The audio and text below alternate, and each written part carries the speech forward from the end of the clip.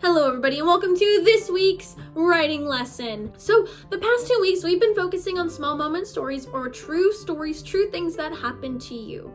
For this week and next week we're going to start shifting gears into something really exciting. I'm not going to be doing a whole lot of the teaching. You are. Believe it or not, you guys are experts on a lot of things.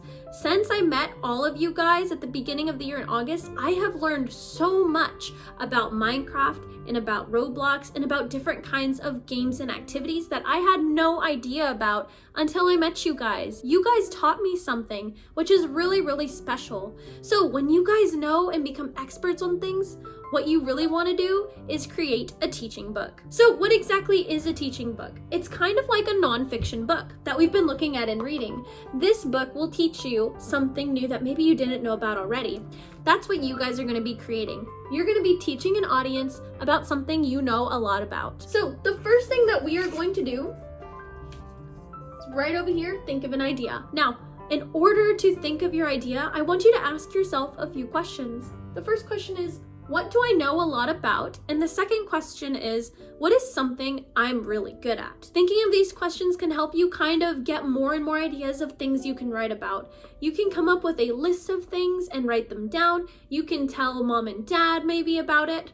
Or if you really am not sure about what to write about, another cool thing you could do is log on to Pebble Go and research something that you didn't know a lot about. Read a lot and then create a book to teach your audience. So I'm gonna go ahead and write a book today and go through the process here with you guys. So the first thing I'm gonna ask myself is, what is something I know a lot about? Well, the first thing that pops into mind was my dog Dilly. I got her a little bit over a year ago, and I have learned so much about dogs over the past year. So that's something I know a lot about that I wouldn't mind sharing with everyone. Something else is, what am I really good at? Now, one thing I have become an expert on is making coffee. I can make different kinds of lattes, I can make frappuccinos. That's something I'm really, really good at. So next, after really brainstorming and thinking, now I have to pick, what am I going to write about? I really like that first question about dogs. I know quite a bit about dogs and I would love to share what I know with others. So I have my idea. Next, it's time to plan it out.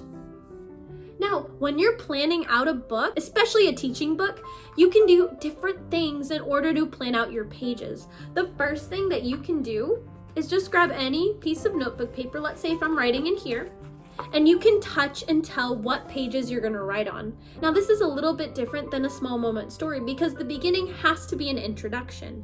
An introduction introduces the topic. It tells your reader or your audience what they're going to be learning about in your book. So if I'm going to be touching and telling, what I want to do is touch my page and say, what am I going to write on this page? So on this page, I think I'm going to write the introduction. I want to write about how to take care of dogs because that's a pretty big deal when you get a dog. What I want to do here is, what would my reader want to know? Maybe the different kinds of dogs is what they want to know. So here are different kinds of dogs. And my last page, I'm going to write the conclusion, the wrap up of my book to make sure the reader knows everything that they learned about, kind of touching each point that I already talked about. Once I've touched and told, another thing you could do is use a table of contents. So we talked about in our reading lesson this week that a table of contents is a text feature that you use in order to find information in a nonfiction book. So for example, in my space book, I was looking up information about stars, and this is the table of contents that I used. This is a really helpful tool if you're writing a teaching book. And this is also a really good way to plan. So I could get a table of contents here and write down my topics in what order I want to put them in. This is a brilliant way to plan out your writing before you've even started. So I'm gonna go write my table of contents really quick. Okay, so the first thing I'm gonna do is plan out my table of contents. Remember, the beginning has to have an introduction. And then the next few spaces, I'm gonna choose anywhere between 2 to 3 topics to write about. And if you get stuck on what kind of topic to write, think, what would my audience want to learn? So, if someone's reading a book about dogs, they probably want to learn how to train them, so I'll do that next. and then of course the end. So I can write conclusion. Next, it's time for me to start writing. Okay, I'm back from writing my table of contents. So now I am here. Here comes the fun part. It's time to write. So in order to write, you need some things. You need a pencil and you need paper. So you can either use our lined paper or you can get regular notebook paper and write there. It doesn't matter, just as long as you find pencil and paper to write. So in order to write, I want to make sure that I go exactly as I planned. So I want to write my hook or my introduction first. Remember, a hook is something to reel in your reader. You want to pull them in and want them to read more and more into your book. This can be a question like, have you ever seen a dog? Or maybe a strong statement, say, you know what, if you want a pet, I have the pet for you. So once I've got my hook, I'm gonna start writing my topics and then my conclusion. So I'm gonna take my paper and my pencil and I'm gonna go write my book and then come on right back. I'll see you guys in a bit.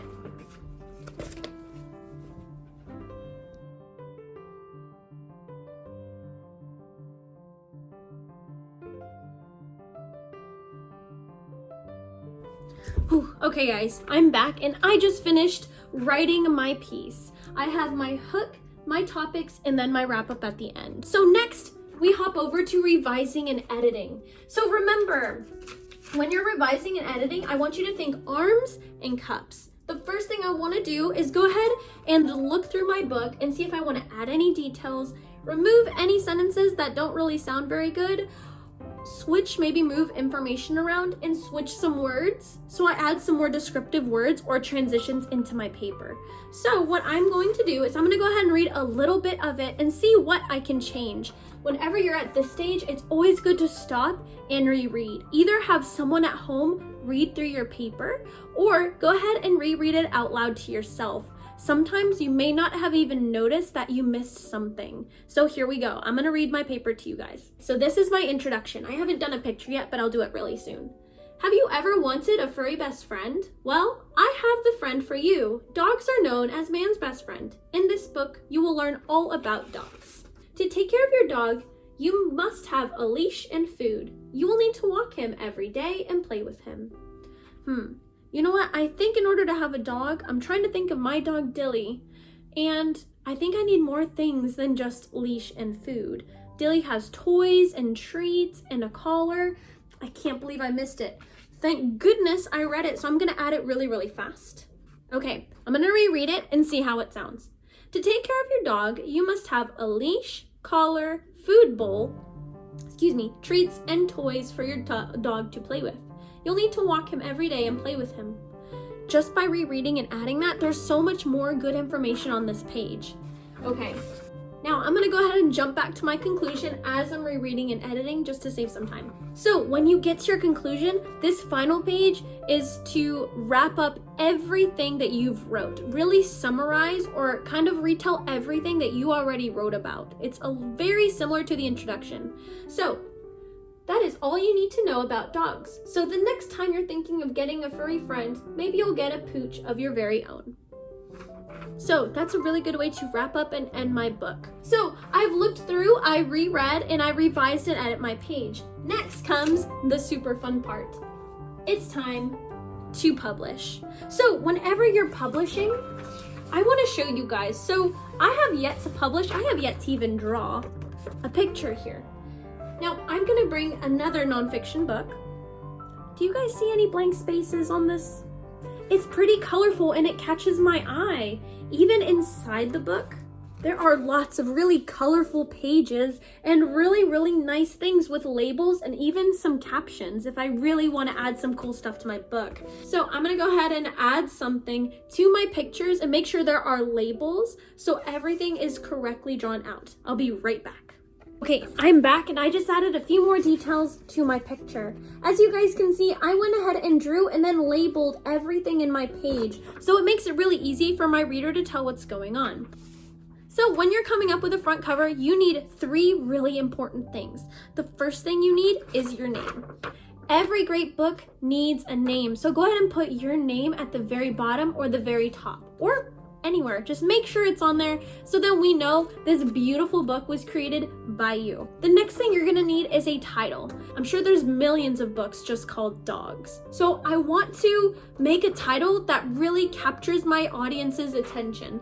So I think I'm gonna do, how about all about dogs?